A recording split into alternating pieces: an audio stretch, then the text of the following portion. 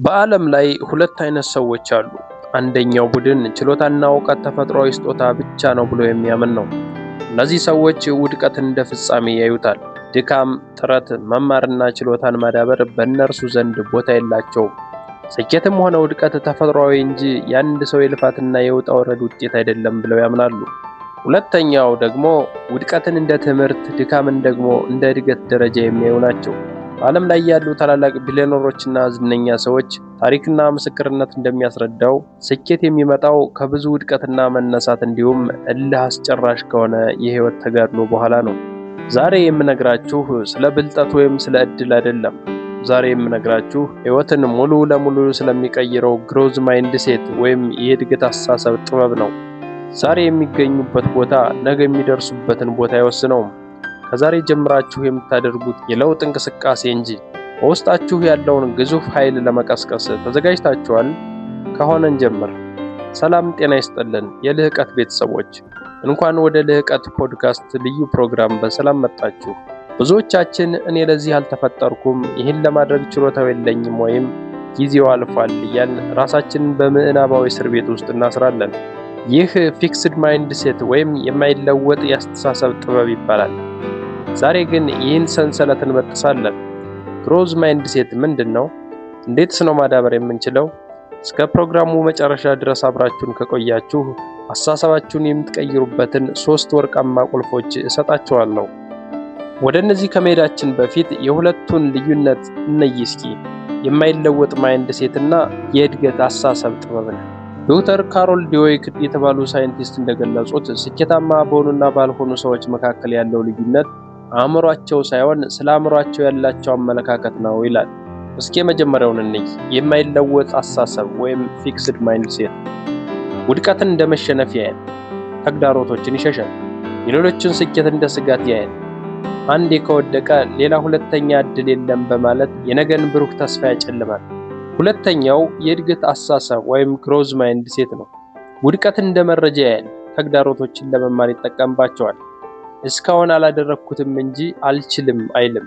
ሌሎች ብዙ የስኬት እድሎች ከፊት ለፊት እንዳሉ በጽኑ ያምናል።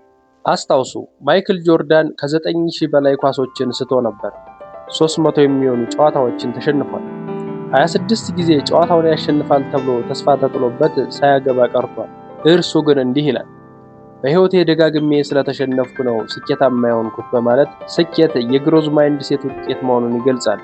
አሁን ወደ 3ቱ የእድገት አስተሳሰብ መንገዶችን ይል። ይህ አስተሳሰብ ዝም ብሎ የመጣ አይደለም፣ ልምምድ ይጠይቃል።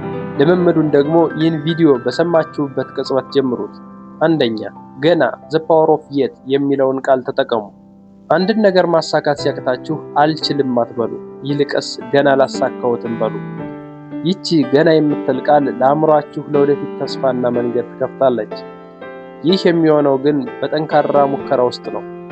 በሙከራ ውስጥ ብዙ የማይሳካበትን መንገድ ትማራላችሁ፣ ነገር ግን ወደሚሳካበት መንገድ እየተጓዛችሁ መሆኑን እወቁ።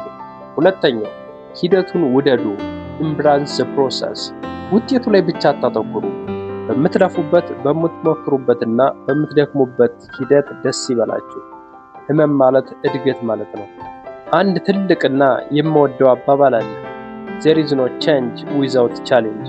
ያለ ድካም ምንም አይነት ለውጥ የለም ማለት ነው። የድካማችሁና የሙከራችሁ ዋጋ አንድ ቀን በብዙ እጥፍ ይከፍላችኋል።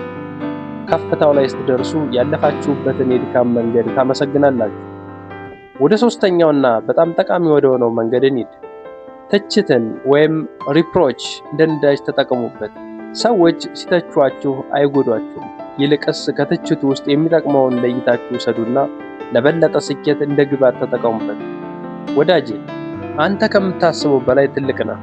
በውስጥህ ያለው አቅም ገና አልተነካም። ምናልባት ድህነት ውስጥ ተወልደህ ይሆናል። ምናልባት ትምህርት አቋርጠህ ይሆናል። ወይም ብዙ ጊዜ ከስረህ ይሆናል። ግን ይሄ ታሪክህ እንጂ ፍጻሜህ አይደለም። አስተሳሰብህን ስትቀይር ዓለምህ አብሮ ይቀየራል። ዛሬ ወስን። አልችልም የሚለውን መዝገበ ቃላትህን ቀደህ ጣለው። እማራለሁ፣ አድጋለሁ፣ አሸንፋለሁ በል። ይህ ቪዲዮ የሆነ ነገር እንደቀሰቀሰብህ አምናለሁ። ኮሜንት ላይ ከዛሬ ጀምሮ በአዲስ አስተሳሰብ እነሳለሁ ብለህ ጻፍ። ይህም አንዱ ወደ ድርጊት የመጀመሪያ ማሳያ ነው። ይህ መልእክት ለብዙዎች እንዲዳረስ ሼር አድርጉት። ሰብስክራይብ በማድረግ በየጊዜው የሚለቀቁ ቪዲዮዎችን ለማዳመጥ ቤተሰብ ሁኑ። በየጊዜው ህይወትን የሚቀይሩ አነቃቂ ቪዲዮዎችን ይዤ እመጣለሁ። ወዳጄ ያለፈው አልፏል። ነገ አዲስ ቀን ነው። ነገ ደግሞ በእጅህ ነው። የእድገት ሰው ሁን። የአስተሳሰብ እድገትህን አሳድግ። በሚቀጥለው ቪዲዮ እስከምንገናኝ በልህቀት ቆዩ።